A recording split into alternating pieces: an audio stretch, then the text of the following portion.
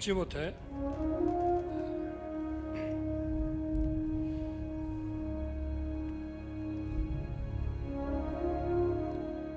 누군가를 잊지 못해 부르는 것은 영원히 기억하겠다는 다짐입니다.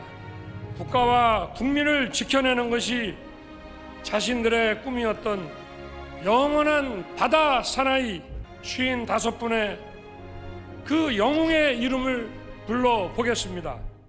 고 강준 상사, 고 박석원 상사, 우리 국민과 함께 국가의 이름으로 대한민국의 자유를 지켜낸 위대한 영웅들을 영원히 기억하겠습니다. 제2연평해전과 천안함 폭침, 연평도 포격전 등 서해를 지키다 산화한 수호 영웅들을 기리기 위한 정부기념일 제8회 서해 수호의 날 기념식이 오늘 국립대전현충원에서 열렸습니다. 이 뉴스 조금만 좀 짚어보겠습니다. 민지숙 기자, 우리 조금 전에 윤석열 대통령 모습 봤는데 목이 많이 메이더라고요. 우리 수호 영웅 55명 이름을 불렀는데 이게 역대 대통령 중에 처음이라면서요? 그렇습니다. 이 대통령이 한 명 한 명의 이름을 부르는 이른바 롤콜은 이 추모의 의미를 한 단계 높인다는 뜻을 담고 있다고 합니다. 기념사에 앞서서 김건희 여사와 용사의 묘비를 직접 찾기도 했는데요. 윤 대통령 이어진 기념사에서는 이 북한의 도발이라는 표현을 총 6차례 사용을 했습니다. 문재인 전 대통령은 과거 기념식에서 이 북한의 도발이란 표현을 명확하게 쓰지 않아서 유가족으로부터 직접적인 질문을 받기도 했는데요. 영상으로 보고 오시죠. 대통령님, 이게 북한 서행인가 누구 서행인가 좀 말씀 좀 해주세요. 그런데요, 여적지에 북한 서행이라고 진실로 해본 일이 없어요. 그래서 이 늙은이에서 한 점 풀어주세요. 정부 공식 입장에 공식 더욱더 입장에서 변함이 지금의 딴 사람. 네, 또 정부는 최근에 중고등학교 교과서에 천안함 피격 사건들의 도발 주체를 북한으로 분명하게 명확하게 정하는 이런 지필 기준도 새롭게 바꾼 것으로 전해졌습니다. 그젠가요? 이명박 전 대통령도 미리 대전현충원 찾았던 걸로 기억하거든요. 맞습니다. 이 천안함 사건은 이명박 전 대통령 재임 시절에 있었던 일이죠. 이 매년 찾겠다는 약속을 퇴임 이후에도 지키고 있는 건데요. 이 전사자들의 묘비를 하나씩 쓰다듬으면서 눈물을 흘리는 모습을 보이기도 했습니다. 이 전직 대통령들의 이야기를 조금 더 살펴보려고 하는데요. 이 박근혜 전 대통령은 최근 제대로 걷지 못한다, 한때 치매설에 휩싸이기도 했는데 이 측근인 유영하 변호사에 따르면 유언비어다, 곧 공식 행보를 재개할 것이라고 전해졌습니다. 문재인 전 대통령의 경우에는 다음 달에 이 평산마을의 책방지기로 소통에 다시 나설 예정입니다. 알겠습니다.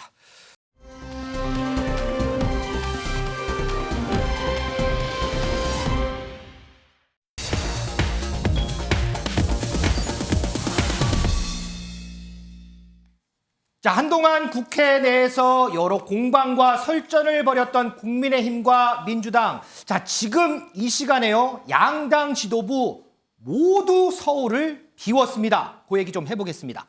자, 민지숙 기자. 지금 국민의힘이요. 지도부 대전에 가 있죠? 맞습니다. 조금 전 대전 현충원 일정에 김기현 대표를 포함한 국민의힘 지도부도 함께 했습니다. 김기현 대표 이 일정에 이어서 대전에서 윤석열 대통령의 지역 공약 사업이었죠. 이 대전의 호국 보훈파크와 호남고속도로 지하화 현장을 연이어 찾았습니다. 7개 지역구 모두가 민주당 의원이 차지한 대전, 이 호남 지역만큼이나 험지로 불리고 있는데요. 당 지도부가 직접 나서서 민심 다지기에 집중하고 있는 모양새입니다. 이 지도부 오후에는 이른바 MZ노조와 함께 이 치맥 회동도 함께 할 예정이라고 합니다. 방금 대전 지역이 호남 지역만큼이나 험지라고 했잖아요. 그 험지 어제도 찾았죠? 그렇습니다. 김기현 대표 어제는 전주에서 첫 번째 현장 최고위를 열었습니다. 국민의힘 호남에 대한 애정과 진심 변함이 없다 이렇게 강조했는데요. 그런데 이 자리에서 불참한 사람이 더 주목을 받았습니다. 바로 김재원 최고위원이었는데요. 아하. 김기현 대표 취재진이 김 최고위원의 불참 이유를 묻자 직접 답변을 했습니다. 나름대로 성의 있는 사과의 모습을 보여줬다 이렇게 이야기했습니다. 김광선 변호사, 여당 지도부의 호남행, 방금 설명했듯이 김재원 최고위원의 5.18 발언과 무관치 않다 이런 해석들 많이 나와요. 그런데 정작 당사자는 여기에 빠졌어요. 어떻게 보면 이제 가장 참여하고 또 진정성을 보여야 할 사람이 김재현 최고위원 아닙니까? 또 최고위원도 수석 최고위원이에요. 네. 그러면 사실 이제 5.18과 관련해서 이전에 김종인 비대위원장 뭐 무릎 꿇고 가서 그렇죠. 정말로 뭐 사죄하고 진정성 알아달라고 했지 않습니까? 네. 이준석 전 대표도 마찬가지였죠. 윤석열 대통령도 광주를 찾아서 계속적으로 구애를 했어요. 그리고 5.18 민주화운동과 관련해서 이 정치를 헌법에 수록하겠다, 헌법 전문에 그렇게 할 게 대선 공약이었단 말이에요. 네. 근데 정광훈 목사하고 얘기를 하면서 그런 일은 없을 거라는 식으로 본인이 얘기를 했어요. 그러면 사실은 이제까지 국민의힘에서 공을 들여왔던 그러한 행동들에 대해서 한 번에 그 공을 다 무너뜨려 버린 거거든요. 아. 그러면 본인의 이러한 행동 때문에 지지도도 낮아지고 또 호남이 과연 국민의힘이 5.18에 대해 진정성이 있느냐 이런 의심을 하고 있으면 본인이 가서 거기 가서 사죄해야죠. 무릎 꿇고 빌어야죠. 네. 근데 본인은 뭐 듣기로는 언론에 의하면은 본인의 건강 진단 뭐 그런 게 잡혀 있었다. 뭐 그런 얘기를 하고 있어요. 미리 일정이 잡혀 있어서. 예. 그런데 그다지 정말로 심각한 병이 아닌 이상은 본인이 가서 사죄를 하고 자기의 어떤 잘못된 거에 대해서는 반성하는 모습을 보여줘야 하는데 과연 김재원 최고위원의 참석 없이 호남에 가서 이러한 회의를 하는 것 자체가 과연 호남 측에서 보면 진정성이 있다고 볼 수 있겠습니까? 자, 조금 전에 김광삼 변호사가 언급한 대로 여당 지도부 호남 공약 이번이 처음이 아닙니다. 이전에도 있었죠. 그 모습 영상으로 좀 보고 오겠습니다.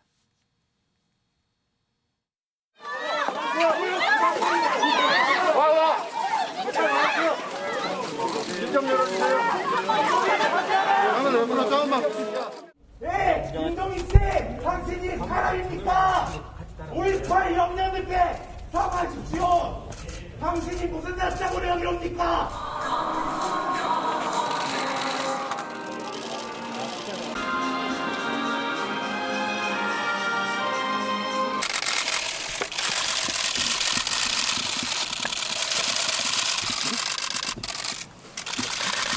거의 내 임무를 맞춰가는 그런 과정에 있기 때문에 이 선거가 끝나기 전에 한번 다녀가야 된다고 생각을 해서 오늘 왔습니다. 위원장님이 어떤 역할을 해주셔야 한다는 당내 여론이 있는데요. 어떻게 보십니까? 아니 내가 어저께 분명하게 얘기를 했기 때문에 다른 사람들이 뭐라고 얘기하는 거는 나의 결심과는 별로 관계가 없어요. 신경민 의원님, 김종인 비대위원장, 이준석 전 대표, 윤석열 대통령도 후보 시절에 이래서 근 보면 한 3년간 계속 호남 지역에 공을 들였어요. 그럼에도 불구하고 이렇게 결실을 맺기가 좀 쉽지가 않는 것 같아요. 어떠세요? 그렇죠. 이외에도 많습니다. 노태우 대통령의 아들도 매년 가겠다라고 약속을 해서 실제로 갔고요. 굉장히 많은 사람들이 서진 전략이라는 기치 아래 갔었습니다마는 사실 김재원 최고위원이 한 큐에 말아먹었다고도 볼 수 있습니다. 조금 전에 네. 했던 표현대로 뭐 이게 한 번에 무너진다 뭐 이런. 그러면 그렇지 저렇게 지금 공을 들였던 것이 진심에서 우러난 것이 아니고 표를 목표로 한 거 아니냐라고 확인이 된 거죠. 그러니까 지금 불참을 했는데 김재원 최고가 사실은 가서 사과를 하는 것이 조금이라도 더 진정성이 있어 보이는 거 아닌가 싶고요. 좀 잘못 판단 아닌가 싶어요. 특히 지금 갤럽 등 여러 여론조사 기관들이 호남 지역을 대상으로 여론조사를 한 거 보면 민주당 지지도가 빠지고 있거든요. 그럼에도 불구하고 국힘당으로 넘어가지는 않습니다. 오히려 무당파나 중도파가 늘어났으면 늘어났지 아하. 국힘당 지지로 넘어가지 않는다는 건 무슨 얘기냐면은 바로 지금 보여주고 있는 이런 현상하고 밀접한 관계가 있습니다. 그러니까 국힘당이 정말로 진정으로 서진 전략을 생각한다면은 이렇게 겉으로만 드러나는 임시 방편식의 이런 식이 아니고 조금 더 진정성을 담은 여러 가지 일들을 동시다발적으로 또 장기간에 걸쳐서 하는 것이 맞다고 저는 뭐라고 제가 지금 그 당이 아니기 때문에 말씀을 드릴 수는 없습니다만은 체질 변경을 하지 않는 한 호남 사람들이 여기에 감흥하지 않을 겁니다. 특히 호남 분들은요 정말 정치에 있어서는 고단수입니다. 사람을 읽고 판세를 읽고 판단하는데 굉장히 단수가 높거든요. 두 패널 얘기를 종합해 보면 하나로 요약되는 것 같습니다. 바로 진정성. 자, 이 말로 요약이 되는 것 같습니다. 미지수 기자, 우리 국민의힘 얘기한 김에 하나만 좀 짚어볼게요. 지난 3.1절에 집 앞에 태극기 아니고 일장기 내걸었다가 논란된 목사 있잖아요. 알고 봤더니 국민의힘 당원이었다면서요? 맞습니다. 일명 이 일장기남, 이 남성이 국민의힘 당원이라는 사실 국민의힘도 최근에야 알았다라고 하는데요. 이후에 후속 조치를 이어서 했다라고 밝혔습니다. 이철규 사무총장 이야기 듣고 오시죠. 저는 인터넷에서 충격적인 기사를 지금 보고 있습니다. 뒤에서 무릎 꿇고 나와서 사죄를 하면 용서하겠다고 하는데 아무리 찾아봐도 잘못한 걸 못 찾겠습니다.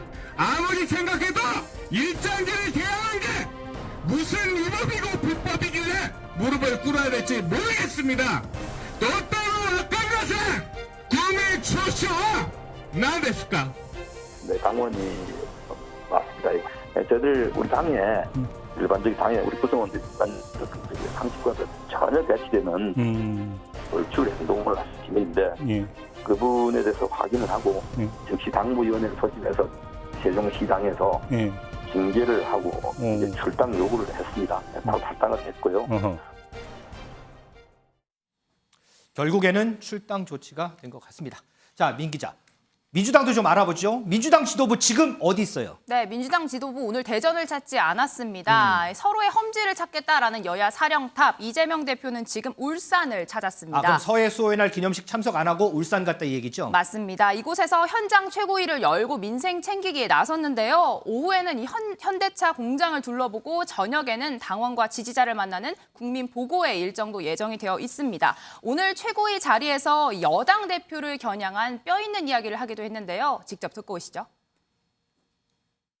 당대표께서 뭘 했다는 그 땅은 남구에 있는 거예요? 어디 있는 거예요? 군수하실 때 그 이전에 벌어진 일이죠. 울산이 땅이 유명하군요. 네. 울산 그러면 김대리 당대표가 활동하는 지역입니다. 국민의힘 바지사장이라고 할 수 있는 김기현 대표가 있는 곳입니다. 국민의 머릿속에는 땅대표, 김땅대표, 김기현 대표가 국민 머릿속에 남아 있습니다. 민주당이 울산을 찾은 이유 조금 전에 들으신 대로 최고위원들 발언 속에 힌트가 있지 않을까 이런 생각을 좀 해봅니다. 승희 의원, 저기 민주당 내에서 인적 쇄신에 대한 얘기 굉장히 많았잖아요. 근데 본격적으로 인적 쇄신 시작되나 이런 얘기들이 있더라고요. 사실 최고위원 중에 임선숙 최고위원이 이제 백불이라 그러죠. 뒤에 나오면서 네. 최고위원을 아마 사퇴하는 게 맞지 않겠느냐 이런 어떤 의중을 밝혔는데요. 사실 이재명 대표 입장에서는 지금 기소가 됐고 기소가 되면 굉장히 많이 이제 법원으로 출석할 수밖에 없는 입장이라면 그렇죠. 제가 대표라면 그 비명계를 달랠 수밖에 없지 않을까요? 그걸 안 되고는 어떻게 보면 하나로 묶어서 단일 대우로 나아가야 되는데 그런 부분을 감싸려면 현재에 있는 인적 구성원으로는 저는 조금 어렵지 않겠느냐라는 네. 말씀을 조심스럽게 드리고 네. 이 중에서 아마 당내에서도 이런 목소리가 나오고 국민들 입장에서도 이 부분은 공감할 것 같은데 대변인이라는 것은 굉장히 무거운 자리입니다. 그렇죠. 그리고 그 단어 하나하나는 그 당의 정체성을 나타낼 수 있는 부분인데 네. 여하튼 팩트 중심으로 보면 여러 가지 김의겸 의원이 부정적이고 그다음에 잘못된 진술을 했는 부분은 분명히 있죠. 그걸 없다라고 이야기할 수 없는데 첫 번째 실수할 수 있습니다. 인간은 부족하기 때문에 인간은 실수를 해요. 그러면 실수 다음에 그 실수를 어떻게 보완하느냐, 그걸 어떻게 수습하느냐의 모습도 중요한데 단 한 번도 그 실수에 대해서 유감이나 사과의 표정, 사과의 말을 하지 않았다라고 저는 생각이 듭니다. 뿐만 아니라 어제 이제 그 당무위에서 과연 당권을 정치할 거냐 말 거냐 논의가 있었는데 기억하시겠지만 시청자 여러분 분명히 만장일치라고 이야기를 하셨습니다.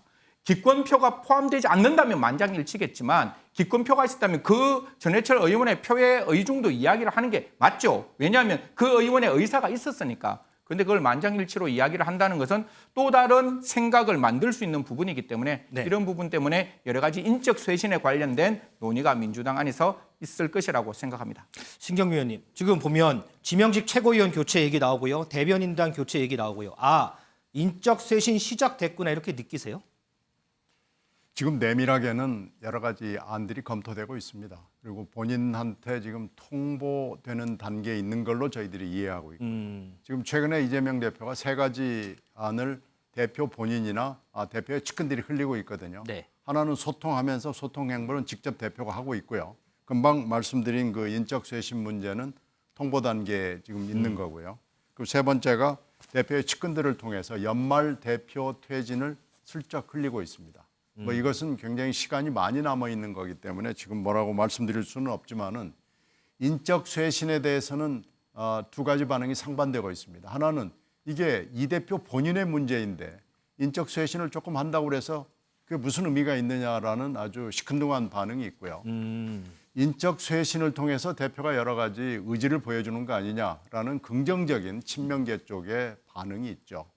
그러니까 이 부분은 이제 해봐야 알겠지만 인적 쇄신이 한계가 이제 분명하다는 얘기고요. 지금 보여지고 있는 여러 가지 얘기들은 아무래도 2월 27일 1차로 있었던 체포동의안의 결과를 보고 나온 거죠. 그리고 또 하나는 3월 초에 있었던 전 비서실장의 죽음과 관련이 있기 때문에 네. 이것은 계속해서 굴러갈 수밖에 없습니다. 자, 인적 쇄신 지금 단행되고 있는 인적 쇄신 과연 어떤 효과가 나타날지 그 부분은 저희가 조금만 더 지켜보도록 하겠습니다.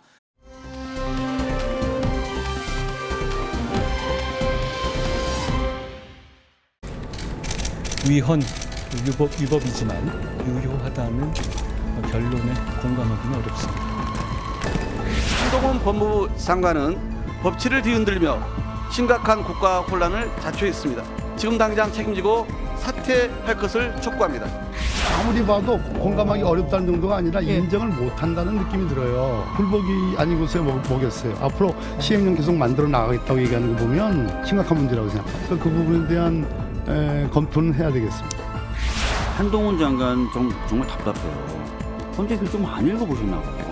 헌재 결정문에 왜 우리가 각하했는지에 대해서 판단하면서 검사의 수사권은 헌법적 사항이 아니다라는 내용을 다시 반복해서 쭉 판단합니다. 영장 청구권의 의미부터 시작해서.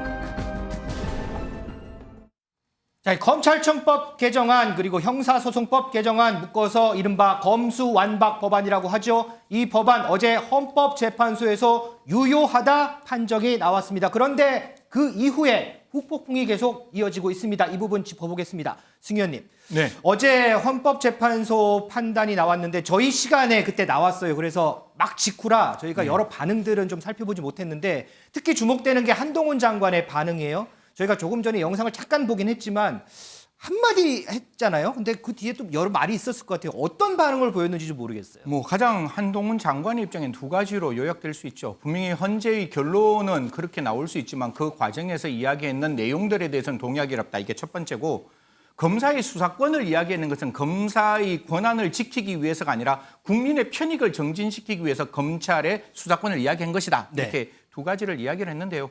모르겠습니다. 저도 법을 가지고 지금까지 평생 한 30년 가까이 살아왔지만 어제 헌법재판소의 판결에 대해서는 두 가지를 반드시 함께 가지고 있어야 됩니다. 즉 5대4의 판결이라는 거예요. 그러니까 한쪽에 원사이드하게 8대1, 9대0 이렇게 나온 게 아니라 4명의 재판관들은 시종일관 한동훈 장관의 입장을 다 옹호합니다.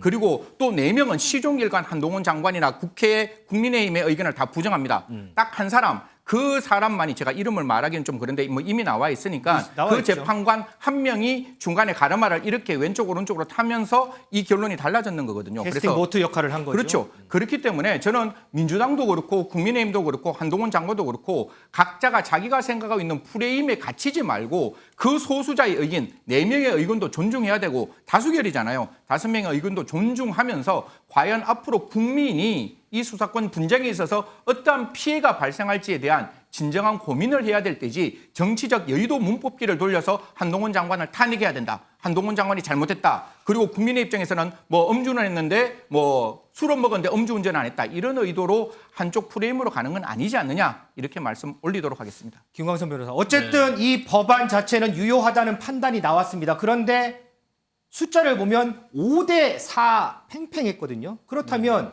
과연 민주당이 완전히 승리한 것이냐 이런 의문이 나올 수도 있잖아요. 그런데 결론만 보면 민주당이 그렇게 무리하게 추진했던 검수완박법이 문제가 없다는 결론에 이른 거 아니에요? 그러면 본인들 입장에서는 이제 정당성을 부여받았다 이렇게 할 수가 있어요. 그런데 사실 지금 5대4도 그렇고요. 그 과정에 있어서 법사위원회 어떤 패싱, 안건조정위원회에 있어서 민영배의 유장탈당, 쪼개기 회기 이런 부분이 문제가 있다고 얘기를 하고 있잖아요. 절차상의 문제가 있다. 그렇죠. 헌법 법률 위배가 된다고 얘기를 하고 있어요. 그러면 그걸 주도한 게 누구죠? 그건 민주당 아닙니까? 그럼 민주당이 사실 절차에 위배했기 때문에 이게 헌법재판소가 아니고 일반 대법원이랄지 그런 데서 판결을 했다고 하면 이건 무조건 무효가 되는 거예요. 그런데 이제 헌법재판소는 일반 판결과 달리 일종의 이제 정치기관이라고 볼 수 있거든요. 이제 그렇기 때문에 결론도 중요하지만 기각이나 각하라는 결론도 중요하지만 이유도 굉장히 중요하고 이유에 있어서 어떤 법사위원회의 어떤 질의, 토론, 심의 이것을 갖다가 완전 무력화시킨 것은 민주당 아닙니까? 네. 그럼 사실은 반성을 하고 다음에 이런 일이 없도록 해야죠. 그래서 제가 좀 헌법재판소에 대해 아쉬운 점은 헌법재판소는 그전에 보면 굉장히 어떻게 보면 정치권의 눈치를 보는 소극적인 결정을 많이 해왔어요. 그러면 이번에 법사위원회 관련해서 유장탈당이랄지 뭐 본회 회기 쪼개기 이런 게 문제를 제기해서 무효라고 했다고 한다면 국회에서 다음부터는 이런 일을 반복하지 않을 거 아니에요. 그러면 헌법재판소 헌법수호기관으로서 역할을 좀 적극적으로 해야 하는데 재판관들도 상당히 어떤 이념적 성향에 따라서 이걸 해석을 하면서 결과적으로 국회에 있어서 이루어지는 유법적인 행동 이런 행위들을 막을 수 있는 기회를 헌법재판소가 저버렸다 저는 그렇게 봅니다. 자, 국회에 대한 눈치, 또 한쪽에서는 국회의 자율성 존중이라는 얘기도 나오는데, 자, 방금 김광삼 변호사와 비슷한 발언 국민의힘에서도 계속 나오고 있습니다. 얘기 듣고 오겠습니다. 거짓말을 했는데 허위사실 유포는 아니다 라고 하는 이재명 대표에 대한 대법원 판결을 그대로 옮겨온 것 같습니다. 정말 어이없습니다. 헌법재판소가 아니라 정치재판소 같아 보입니다. 헌법재판소는 심의 표결권의 침해는 인정하지만은 법안은 무효가 아니라는 그런 아주 앞뒤가 안 맞는 그런 결정을 했습니다. 저희들이 평소에 계속 주장해오던 편향된 시각을 가진 그 헌법재판관들, 문재인 정권에서 자기 편만 임명했던 그것의 부작용이 드러난 것이라고 보고 있습니다. 헌재가 내린 판단은 저는 판단대로 존중하고요. 헌 대표께서 뭐 헌법재판소가 아니라 정치재판소다 이런 식의 표현까지 쓰셨던데 저는 그런 태도는 매우 부적절하고 내로남불이라고 생각합니다. 그리고 이런 태도들이 결국 2030을 국민의힘에서 멀어지게 하는 거다. 자, 그런데 반대로 민지숙 기자, 민주당에서는 헌법재판소 판단에 환영하는 목소리, 더불어서 한동훈 장관에 대한 사퇴, 탄핵 얘기가 계속 나와요? 맞습니다. 민주당 의원들 어제 헌재 결정이 나온 직후에 기자회견을 열었습니다. 이 자리에서 한동훈 장관이 사퇴의 책임을 지고 사퇴해야 한다라고 주장을 했는데요. 오늘 이 김용민 의원은 자신의 SNS에 이 사탕을 뺏긴다고 시비를 걸고 다니는 어린 장관은 혼을 내줘야 한다. 탄핵이 답이다. 이렇게 언급하기도 했습니다. 그럼 민주당의 이런 발언들은 한동훈 장관 뭐 입장이 있어요? 네, 한동훈 장관 오늘 오전에 짧은 입장문을 하나 냈습니다. 민주당은 입버릇처럼 탄핵을 이야기하고 있다. 탄핵이 발의되면 당당하게 응할 것이다. 이렇게 맞섰는데요. 지난해에도 한동훈 장관은 탄핵에 당당히 임하겠다. 평가는 결국 국민이 하는 것이다. 이렇게 입장을 밝힌 바가 있습니다. 신경미 의원님, 민주당에서 실제로 탄핵 발의까지 가능할까요? 그건 한동훈 장관에게 달려 있습니다. 그리고 이제 한동훈 장관에게 달려 있는 것은 민주당도 민주당이지만 다른 야당들이 어떤 평가를 하느냐에 또 달려 있습니다. 그런데 지금 어저께 헌재의 결정을 가지고 서로 아전 인수로 여야 한동훈 장관 지금 끌어가고 있거든요. 네. 서로 자기들의 유리한 결론만을 놓고 잘했다. 또 상대방을 비난하는 결론에 대해서는 이거 지적했지 않느냐라고 그러는데요. 사실 엄밀하게 얘기를 하면 어저께 국회 법사위 절차가 잘못됐다고 분명히 헌재가 지적을 했고요. 네. 그리고 또 하나 국무위원이 내놓은 거, 그러니까 한동훈 장관이 내놓은 거에 대해서는 각하를 했습니다. 그렇죠. 그러니까 한동훈 장관은 국무위원으로서의 처신을 해라라고 경고를 한 거거든요. 그러니까 민주당에 대해서도 경고를 했지만 한동훈 장관에 대해서도 경고를 한 겁니다. 그런데 뭐 5대4로 했기 때문에 이거 하나면은 뒤집을 시다 이렇게 보면은 정말 끝도 없고 한도 없는 얘기가 되는 거고요. 각자가 자기들이 잘못한 것을 반성을 하고 여기를 계기로 해가지고 뭔가 업그레이드 할 수 있는 걸 생각하는 게 아니고 상대를 어떻게 하면 끌어내릴까를 지금 생각하고 있는데 전부 다 해당자들의 문제가 있는 거죠. 아하. 이렇게 한동훈 장관이 계속해서 똑같은 자세를 가지고 가면 한동훈 장관 탄핵한 민주당이 발의할 수 있고요. 다른 야당이 가담할 수 있습니다. 그래서 한동훈 장관의 앞으로의 방향, 특히 시행령으로 해서 원복을 해보겠다라는 것을 계속 끌고 나가면은 이 헌재 결정이 이 일의 마무리가 아니고 이 일의 또 다른 시작이 될 수 있다고 봅니다. 신 의원님, 방금 전에 신경민 의원이 시행령 얘기를 했어요. 그래서 이제 보니까 일각에서는 법무부에서 이 시행령으로 인해서 검수 원복 다시 돌려놓겠다 이런 예측 나오거든요. 이 시행령 안에 뭐가 있길래 그런 거예요? 지금 시행령은 어떻게 보면 참 이걸 앞뒤를 다 설명드리기는 시간이 너무 짧아서 간단하게만 설명드리면 원래 이 검수 원복이란 이 법안을 누가 만드는가? 민주당이 만들었습니다. 민주당이 그 법안을 만들고 끝에 등자를 집어넣었어요. 네. 그러니까 그 두 가지 범죄, 부패범죄, 경제범죄만 이렇게 제한적 열거를 했으면 되는데 그 부패범죄, 경제범죄 등 이렇게 말했으면 그 등자에 따라서 그 시행령을 만들 수 있는 법무부는 당연히 집어넣을 수가 있는 거죠. 그리고 부패범죄라는 게 그게 권익위에서 부패범죄 종류를 쭉 나열하는데 그 안에 부패범죄의 지금 검수 원복이라고 말하는 시행령 안에 있는 범죄들 들어와 있어요. 뿐만 아니라 마약범죄, 옛날에는 마약을 하면 원칙적으로 그 사람과 공급자를 처벌하는데 마약을 하는 첫 번째 이유가 뭔지 아세요? 장사를 하는? 그건 경제적 이익입니다. 어떻게 보면 마약을 팔아서 경제적 이익을 얼마만큼 취득할 것인가의 목적이 마약범죄의 첫 번째라면 당연히 마약범죄, 경제범죄로 볼 수 있는 거죠. 그렇기 때문에 그런 부분에서 수사의 범위에 집어넣고 그 여쪽에서 제가 말씀드리고 있는 거는 검찰이 그 수사를 집어넣고 분명히 국민들의 편익을 정진시켰어요. 보이스피싱 조직 동부지검에서 잡았고 그리고 또 마약 수사에서 여러 가지 어떤 성과를 거두고 있기 때문에 이런 부분들이 검사가 수사했기 때문에 국민들에게 피해가 끼쳐졌다라고 이야기를 한다면 이 법안이 잘못된 거죠. 법안의 문제가 아니라 국민들이 체감적으로 무엇을 생각하고 있느냐 생각하면 제 주변에서 굉장히 말을 많이 합니다. 경찰 너무 훌륭하고 굉장히 좋은 조직입니다. 근데 경찰한테 수사 맡길래 검찰한테 수사 맡길래 검찰에게 수사 맡기자고 이야기를 해요. LH 사건에서도 검찰이 수사하라고 민주당에서도 이야기했잖아요. 그렇기 때문에 이런 부분에 대해서는 제가 봤을 때 국민들의 편익을 침해하는 부분이 있다면 시행령이 잘못됐다라고 지적할 수 있지만 법령에 따라서 시행령을 만들었기 때문에 그 부분에 대해서는 특별하게 문제 없는 거 아니냐라는 말씀드리고 10초만 더 말씀드리면 지금 탄핵 이야기 나왔잖아요. 그러면 그중에서 4명 다 인용했습니다. 그러니까 국힘에 대해서 인용 판결했고 그 각하 결정에 대해서 그게 아니다. 검찰의 수사권을 침해했다는 그 인용 판결을 받은 4명의 헌법재판관도 똑같이 탄핵해야죠. 그리고 법무부 장관이 어떤 자기 권한에서 그 행위를 했다라고 해서 그게 탄핵이 되면 그게 탄핵을 하기 위해서는 분명히 법률상 위법이 있어야 되는데 그럼 고소하고 난 다음에 각하당하는 사건 전부 다 잘못됐다고 볼 수 있나요? 그건 아닌 것 같습니다. 그래서 제가 봤을 때 탄핵이란 단어 함부로 이야기하는 거는 굉장히 어떻게 보면 또 하나의 후폭풍이 몰릴 수 있다라는 말씀도 드리겠습니다. 알겠습니다. 자, 민수께서 요거 하나만 좀 짚어보죠. 이번 헌재 판단으로 인해서 주목받는 인물이 한 명 있습니다. 이 법안 통과시키기 위해서 탈당했던 민영배 의원. 자, 헌재 판단 나왔으니까 이제 복당하나요? 네, 민영배 의원 본인은 일단 당이 원한다면 복당의 의지를 밝힌 상황입니다. 민주당 여론도 나쁘지가 않은데요. 그동안 꼼수라는 식으로 평가를 받았지만 이제는 법안 통과를 위한 결단이었다고 새로 평가해야 한다. 이런 이야기도 나오고 있다고 합니다. 자, 뭐 여러 가지 저희가 얘기해봤는데 헌법재판소 판단 이후에 후폭풍이 상당히 거센 것 같습니다. 앞으로 계속 지켜봐야 되는 일도 있을 것 같고요. 이 부분 저희가 관심 가지고 좀 더 지켜보도록 하겠습니다.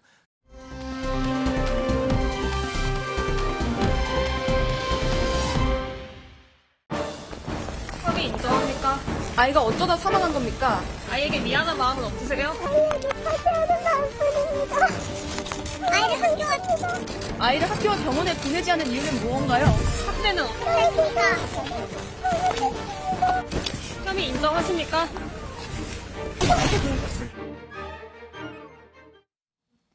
자, 지난달에요. 12살 초등학생 아들을 학대해서 숨지게 한 계모와 친부가 구속이 됐습니다. 그 모습 저희가 영상을 잠깐 봤는데 그런데 이 부모들이 이 아이에게 어떻게 했는지 전모가 드러났습니다. 저희가 키워드로 잠깐 짧게 했는데 미지수 기자, 자, 이 사실이요. 민주당 이탄희 의원이 공개한 검찰의 공소장 때문에 드러났어요. 자, 그 안에 어떤 내용들이 담겨 있을까요? 네, 학대는 아이가 숨지기까지 무려 1년을 이어졌습니다. 처음에는 종아리를 때리는 것으로 시작을 했다는데요. 방에 가둬두고 5시간씩 성경을 필사시키는 학대로 이어졌다고 합니다. 숨지기 이틀 전에는 무려 16시간 동안 손과 발을 의자에 묶인 채로 감금했다라고 하는데요. 계속되는 학대에 밥도 제대로 먹지 못한 이 소년, 마지막 순간에 누워있는 계모에게 도움의 손길을 뻗었다라고 합니다. 하지만 이 계모는 소년을 매몰차게 밀쳤고 결국 바닥에 머리를 부딪힌 아이는 그대로 숨을 거두었다라고 전해졌습니다. 승지은 의원님, 네. 12살짜리 아이에게 어떻게 이런 짓을 했을까? 참 말도 안 나오는데 이 아이가 10살 때요. 몸무게가 38kg이었다고 해요. 그런데 사망 당일에 29.5kg이었다고 합니다. 이 아이가 그동안 느꼈을 공포감, 그다음에 심정들 말 안 해도 짐작을 할 수 있을 것 같아요. 그렇죠. 지금 뭐 시청자 여러분들 저 말만 들어도 가슴이 무너지고 도대체 세상이 왜 이렇게 강팍해지느냐, 그것도 계모가 아이에게 어떻게 이렇게 행동할 수 있느냐에 대해서 다 공부는 하실 겁니다.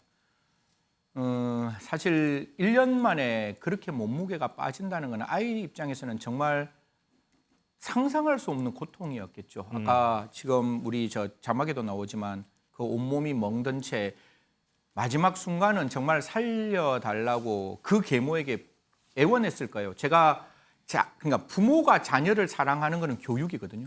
근데 자녀가 부모를 사랑하는 것은 본능이에요. 왜냐하면 내가 살 수 있는 방법이 그 엄마 아빠밖에 없기 때문에. 그래서 제가 아동학대 사건 그렇게 많이 보지만 아동학대 사건의 마지막에 아이는 그 때리는 부모에게 애원합니다. 나 살려달라고. 아이고. 그 순간에 우리 민 기자가 이야기했지만 제가 이 사건 뭐 인천지검 관계자하고 알고 있어서 제가 좀 아는데 그 미는 정도가 살인의 미필적 고의가 있을 정도로 밀었는 거 아니에요. 그러니까 아동학대 살인으로 갔잖아요. 그냥 우리가 일반적으로 생각하는 미는 거 그 이상이란 말이죠. 완전히 아니라는 걸 말씀을 드리겠습니다. 아이고. 그런 상황이었기 때문에 제가 봤을 때 저는 이 아버지도 좀 너무 마음이 아쉽고, 그리고 이 아이를 왜 우리가 물론 여러 가지 정황을 우리가 발견은 못했지만 국가가 조금 더 이 아이를 더 보호해 줬으면 어땠을까라는 아쉬움이 머리 한켠에서 절대로 떠나지 않는다는 말씀 드리겠습니다. 김광선 변호사, 이 계모가 경찰 조사 단계에서요. 훈육 차원의 체벌을 했다, 체벌이다, 이거는 훈육이다 이렇게 얘기를 했다고 해요. 그런데 방금 민 기자 설명 들어보면, 그러니까 공소장 내용을 보면 과연 이게 훈육이었을까 이런 의심이 가긴 합니다. 본인은 뭐 죄를 피하기 위해서 이제 훈육 차원의 체벌이라고 한 것 같아요. 그런데 본인이 그 아이를 감시하기 위해서 CCTV까지 설치를 했거든요. 그 CCTV 내용에 보면 그 뭐 얼굴에 말이죠. 애의 바지를 씌우고 의자에 묶어놓는 거예요. 아이고. 그러고 나서 그거 한 16시간 정도. 그리고 아침에 새벽에 일어나서 성경 필사를 시키고요. 그리고 마구 때리고요. 밥 굶기고요. 이거 훈육처벌이라고 할 수 있겠어요. 근데 다행스럽게도 어떤 측면이 있냐면 사실은 본인 자체가 훈육처벌이라고 주장하고 그러면 애는 사망을 했잖아요. 그럼 증거가 없을 가능성이 큰데 본인이 애를 감시하기 위해서 카메라를 단 거예요. 네. 결국 그것이 굉장히 중요한 증거가 된 거죠. 그래서 이건 훈육이 아니고 결국은 살해의 동기까지 있었다까지 가서 결국 아동학대 살인죄까지 된 거 아닙니까? 그래서 이제 처음에는 아마 뭐 대충 얘기하면 자기가 빠져나갈 거라고 생각한 것 같아요. 그렇지만 여러 가지 정황을 비롯해서 나오는 걸 보면 본인이 어떤 아이에 대해서 자기의 분노 조장의 분노 대상으로 삼고 정말 애를 정말로 굶기고 학대하고 이런 정황이 드러났기 때문에 이제 본인의 변명은 더 이상 피할 수가 없고 아마 이제까지 우리가 아동학대 사건을 많이 좀 봤지만 이것처럼 거의 악마 수준의 아동학대는 없었던 것 같아요. 그래서 아마 형량도 굉장히 무거운 형량이 내려질 거라고 봅니다. 미지수 기자, 지금 우리가 언급했던 사실만 해도 입이 안 떨어지는데 이게 강도가 점점점 더 세졌다면서요? 그렇습니다. 이 검찰 공소장을 통해서 이 학대가 점점 심해진 이유도 드러났는데요. 이 모든 학대의 시작은 이 계모가 자신의 친자식 아이를 유산한 사건에서 비롯됐다라고 전해졌습니다. 계모는 자신이 아이를 잃은 이유가 12살 아들이 자신의 말을 듣지 않아서 그 때문에 스트레스로 유산을 했다 이렇게 생각을 했다고 하는데요. 그런 원망의 마음과 스트레스로 아이를 더 심하게 학대하게 됐다 이렇게 진술했다고 합니다. 신경미 의원님, 이 구속된 계모가요, 검찰에 송치되던 날에요, 기자들 앞에서 이런 얘기를 했습니다. 아이에게 사죄하는 마음뿐이다 이런 말을 남기고 들어갔어요. 그런데 알고 봤더니 본인이 구치소에 있을 때 면회 온 교회 그 교인들에게 탄원서 써달라고 그랬대요. 이거 앞뒤 안 맞는 거 아니에요? 그렇죠. 지금 이 탄원서, 저도 탄원서 국회의원을 할 때 많은 요청을 받았습니다. 그런데 이 탄원서를 정량강경의 중대한 요건으로 보는 우리의 그 재판의 관행이 있거든요. 저는 이건 좀 제거해봐야 된다고 생각합니다. 그리고 또 하나 여기서 아주 중요한 문제는 이 지금 모든 내용이 일부는 흘러나왔지만 전모가 지금 나온 것은 이탄익 의원의 공소장을 요청을 함으로써 공개가 됐어요. 그렇죠. 근데 실제로는 공소입니다. 공소는 퍼블릭한 거거든요. 그러면 이 공소장은 사실 검찰이 기소를 하는 시점에 공개가 돼야 됩니다. 이 의원 한 사람이 공개를 요청을 해가지고 이렇게 나오는 것은 늦었죠. 지금 시간이 많이 지났죠. 그리고 또 하나 지적하고 싶은 것은 판결문도 지금 사실은 1, 2, 3심을 다 공개해야 되는데 이게 지금 안 되고 있습니다. 검찰과 법원이 이런 문제에 대해서 지금 개인정보 보호, 개인의 명예 이런 데에만 착안을 하고 있을 뿐이지 실제로 우리 사회에 주는 충격, 우리 사회가 나가야 될 방향에 대해서는 분명히 지금 고민이 좀 덜한 거 아닌가 싶고요. 이게 지금 가정폭력이잖아요. 네. 가정폭력에서 가정폭력을 관찰할 수 있는 사람 그리고 관찰해야 하는 사람, 예를 들어 교사, 사회봉사자, 공직자, 의사 이런 사람들은 만약에 이 의무를 해태했을 경우에 분명하게 심한 책임을 지워야 되는 것도 굉장히 중요한 대목이기 때문에 이 부분도 법적 보완을 지금 이제 일부 돼 있습니다만은 더 촘촘하게 해서 이런 일을 막아야 됩니다. 자, 지금 이 뉴스를 보고요, 유튜브를 통해서 우리 시청자분들 댓글, 질문들 많이 들어오고 있습니다. 그거 하나만 좀 소개시켜 드리겠습니다. 아기가 너무 불쌍합니다. 원론적인 이런 댓글도 들어왔고요. 질문도 하나 들어왔습니다. 이거는 승희원께 한번 질문해 볼게요. 친부는 그러면은 어떤 죄가 적용이 되나요? 이런 질문이 들어왔거든요. 아버지는 어떤 죄가 적용이 돼요? 그냥 개인적인 입장을 먼저 간단하게 말씀드리면 아버지도 아동학대 살인이 되어야 한다는 생각은 들어요. 저도 그냥 인간의 측면에서 아마 지금 이 아이의 친모도 그렇게 주장을 하는데 제가 사건 기록을 조금 이제 살짝 말씀을 드리면 아까 계모가 밀어서 아이가 사망을 했잖아요. 네. 그러면 그 사망하는 날 살인이 됐는 거거든요. 근데 친부가 처음부터 알았으면 이 계모가 아이를 살해할 수 있다는 점을 알았다면 아동학대치사의 공동정범 정도는 될 수 있는데 사건에서 이 계모도 절대로 그 아이를 미는 순간 아버지하고 연락하지 않았다. 즉 친부하고 연락하지 않았다. 친부도 이 사건에 대해서 내가 알지 못했다라고 하고 이게 압수수색도 굉장히 많이 이루어집니다. 그래서 압수수색을 통해서 혹시나 이런 어떤 정황을 알고 있었느냐를 검찰이 수사를 했을 거예요. 그런데 그 정황이 안 나왔기 때문에 좀 시청자 여러분께는 죄송하지만 형량이 완전히 떨어집니다. 아동학대 살인은 사형 무기 7년 이상의 진역인데 사실 이게 아동복지법으로 넘어가요. 아동복지법은 형량이 5년 이하의 형량인데 상습적으로 아이를 학대하고 방임했다 정도로 처벌할 수밖에 없지 않느냐라는 생각이 드는데 그럼에도 불구하고 저는 검찰에 강력하게 요구합니다. 이 친부에 대해서도 저는 용서하면 안 된다는 사람이거든요. 아이의 생명을 친부가 지켰어야죠. 못 지켰다면 우리 법에서 처벌할 수 있는 범위는 그거밖에 안 되지만 검찰은 엄정하게 공소를 유지해서 법이 허용하는 최고의 범위 내에서 처벌받을 수 있도록 해야 한다는 말씀 꼭 드리도록 하겠습니다. 이 계모와 친부에 대한 첫 재판이요, 다음 달 13일 날 이루어진다고 합니다. 이날도요, 저희가 좀 관심을 가지고 이 부분 좀 재판 상당히 자세하게 좀 들여다보고 전해드릴 수 있도록 하겠습니다.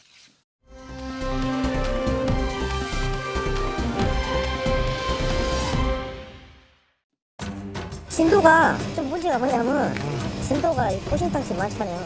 진돗개도 사해. 많이 들고 그래서 거리 안 넣으면 어떻게 좀 깨끗이 정리하고 그거는 이제 농장주하고 알아서 하시면 될 것 같은데요. 제가 여기 조사를 한 결과 그 음식물 쓰레기를 먹으면서 굉장히 열악한 상황에서 아이들이 길러지고 있다는 걸 굉장히 참담하고요. 도살장도 제가 다녀왔는데 천연기념물의 도살까지 의심되는 상황이기 때문에 정말 너무나 참담하고. 사람만큼이나요 동물들도 참 사연이 많습니다. 이 동물들의 사연 좀 저희가 준비했는데 이름하여 가지각색 동물 극장입니다. 자, 먼저 처음 볼까요?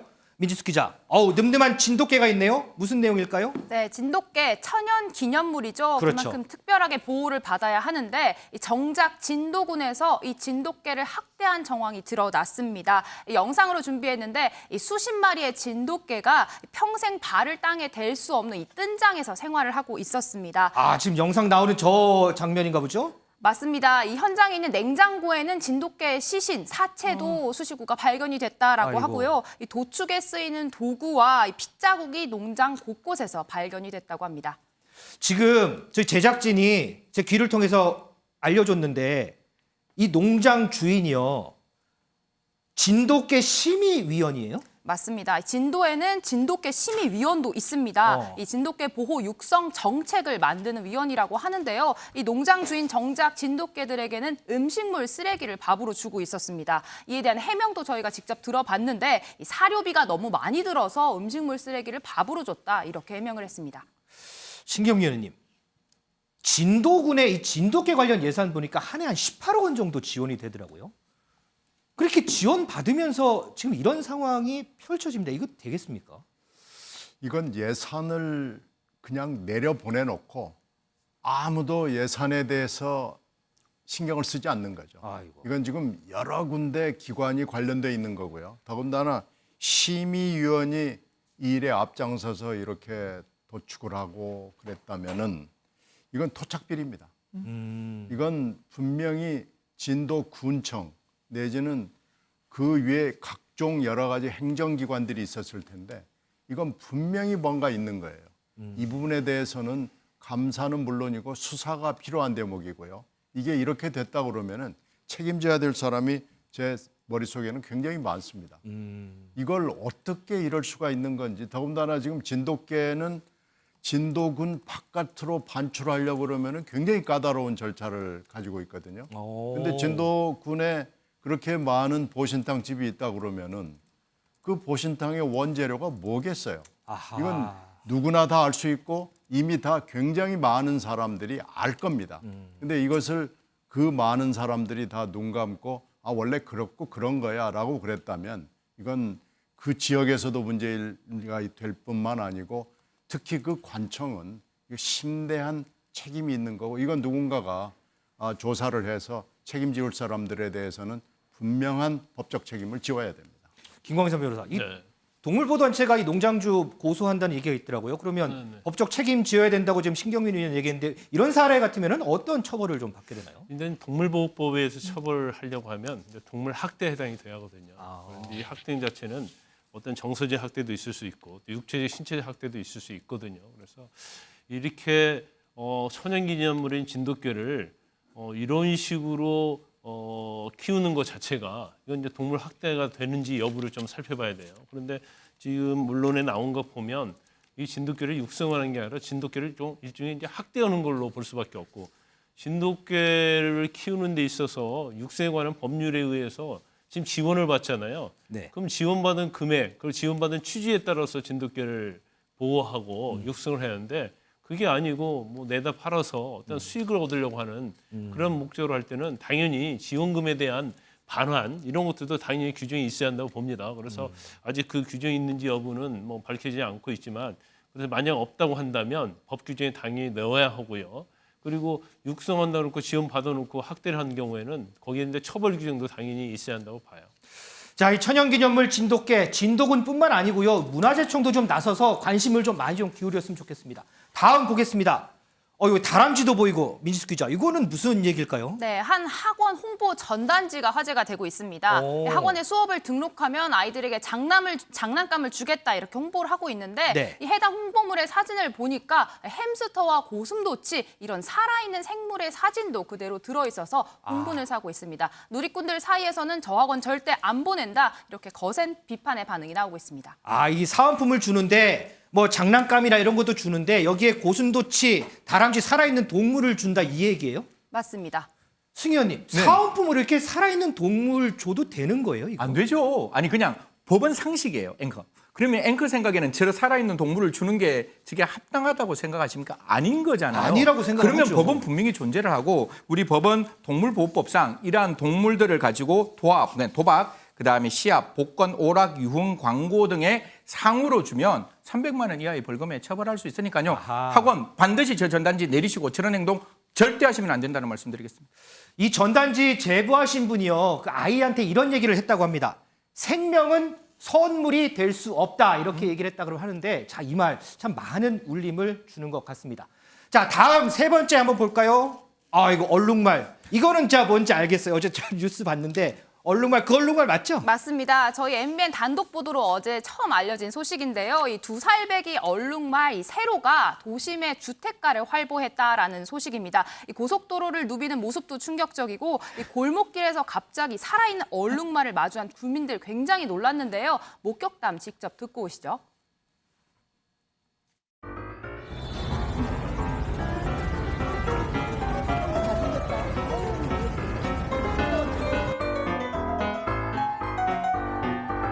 말인 줄을 몰랐는데 더벅더벅 소리 듣고 보니까 얼룩말이 쓱 지나갔으니까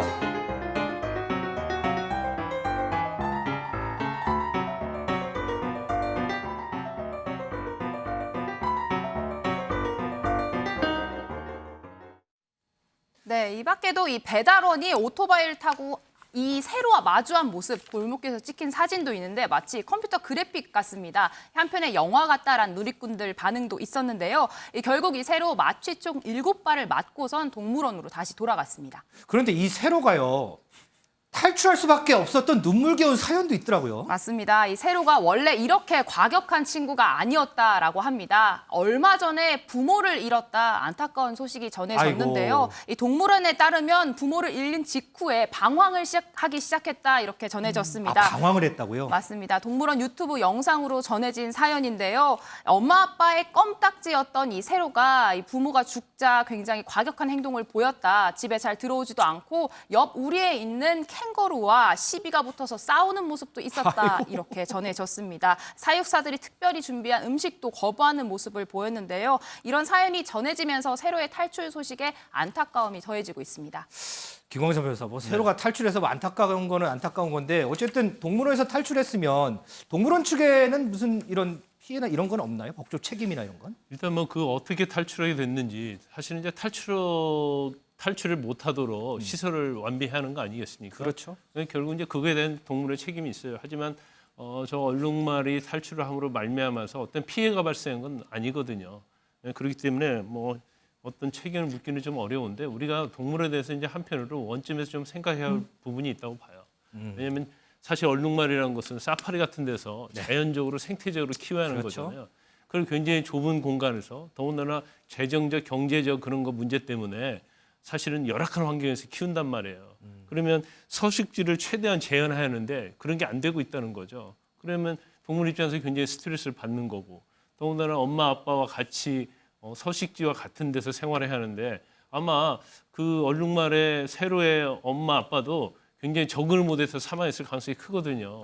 그러면 우리가 인간으로서 어떤 동물에서 동물을 구경하는 것도 좋지만 어떤 동물의 어떤 동물권 보장이라는 그런 차원에서 한번 생각을 해서 동물원에 있어서 꼭 인간의 어떤 손이 꼭 필요하고 보호가 필요한 동물에 한해서만 하는 그런 부분도 이제 우리가 좀 많이 생각해 보아야 할 때라고 봅니다. 자, 지금 김광삼 변호사가 이제 동물권 얘기를 했는데 요즘에 동물권에 대해서 상당히 관심도 많고요.